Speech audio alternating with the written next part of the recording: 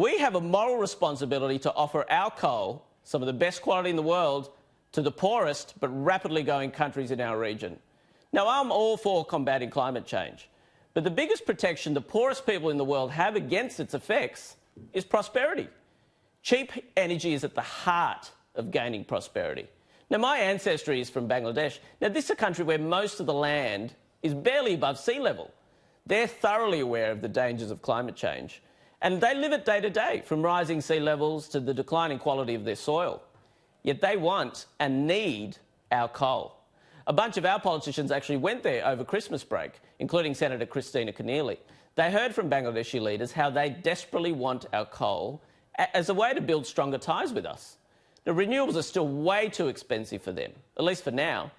We've just had the leader of our largest neighbour, Indonesia, visit, Joko Widodo, with real intent in building stronger ties. Now, we all know and hear that it's the Asian century, but I'm not sure we have a sense of the sheer scale of the massive humanity that is Asia and their associated needs.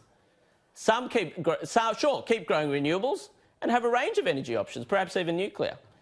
But Indonesia is cutting its exports due to its domestic demands. Vietnam, Philippines, India and Cambodia all have extraordinary energy demands and are wanting our coal and our help. By saying we know better and that they can't have it, I think climate change is becoming the new white man's burden.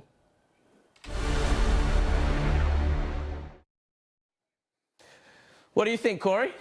Well, Tanveer, I've got to correct you on something, that burning coal is not going to make one jot or tittle of difference to climate change. Climate change is an entirely natural phenomenon. But you're right, no developing country can afford renewables, and that includes Australia. We are a country that needs to develop its manufacturing base, we're a country that needs to develop industry, and we can't afford them. We're throwing tens of billions of dollars in subsidies to wind farms and solar fields that cannot provide us with electricity over the night time. It's a waste of money, it's it's a folly. This is an indulgence of lefties. I'm with you, Tanveer. I accept the reality of man-made climate change. Can't agree with you on that, Cory, at all. I think there is people are talking about the science as though it's an amorphous mass, and I know there is a contested argument going on still. I think most Australians, after the summer we've just been through, are really apprehensive about the nature of the summers we're experiencing.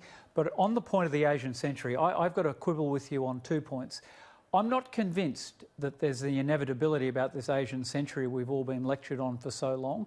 And every country you've nominated there, if we're to trade with them and if we are going to sponsor their development or assist, they've got to do this in a market way, in the sense that this can't be charity. This has got to be a market transaction, and we need them to step up strategically in the space on China. All of those countries you nominated have got interests in the South China Sea, and thus far only Australia, Japan and the United States have shown any backbone whatsoever in taking China on about its expansion. So the Asian century, I think we're seeing enough out of this coronavirus to get a real insight into the weaknesses structurally of the Chinese totalitarian state.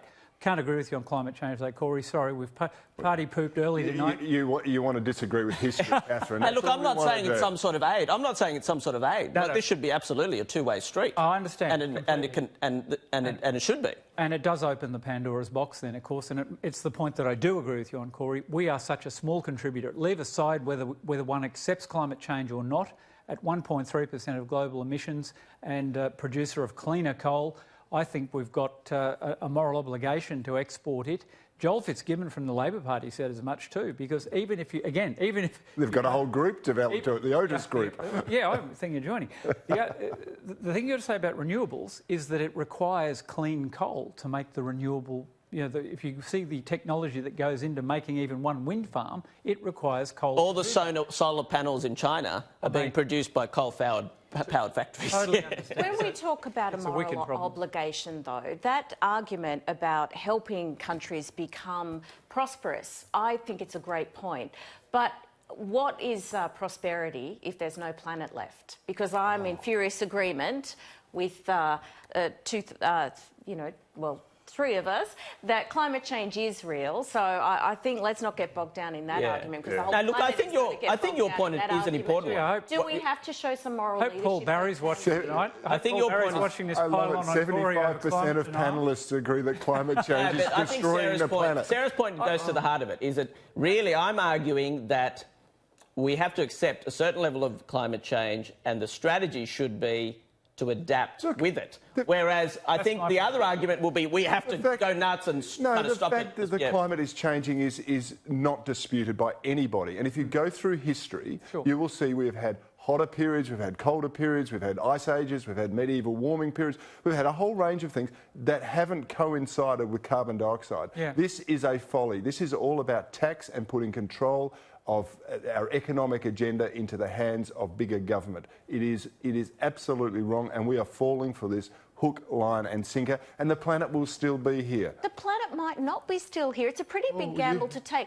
I think what you're talking about there, this is because this summer has been a game changer for Australia, and it was the summer that called everyone to stop denying the fact that climate change is a reality. So the rhetoric that you're this is the new line. But at the same time, Sarah, we always knew the climate was changing. But we're Sarah, just saying that it's not. But that might be the risk, that suddenly we feel like we have some extra moral knowledge. Like I'm saying, countries like Bangladesh, they've been seeing the effects for decades. So they're right at the forefront. So due to the bushfires, there's a risk now. A lot of people in Australia would be like, well, we know something that the others don't. So you guys we're going to exercise moral You guys all leadership, think this is actually be hurting a lot. the great moral challenge of our time. Is that what it is? Channeling Kevin Rudd. Not at all. And I believe in human adaptability. No, I believe we can adapt to it. But I think it's a reality. I accept climate change. Yeah, I'm not an alarmist. And I think we can adapt to it in a sensible way and also use it for our benefit. But if coal is destroying the planet, and we need a planet to live on, I'm just playing the devil's advocate here, how can you say we should be exporting coal?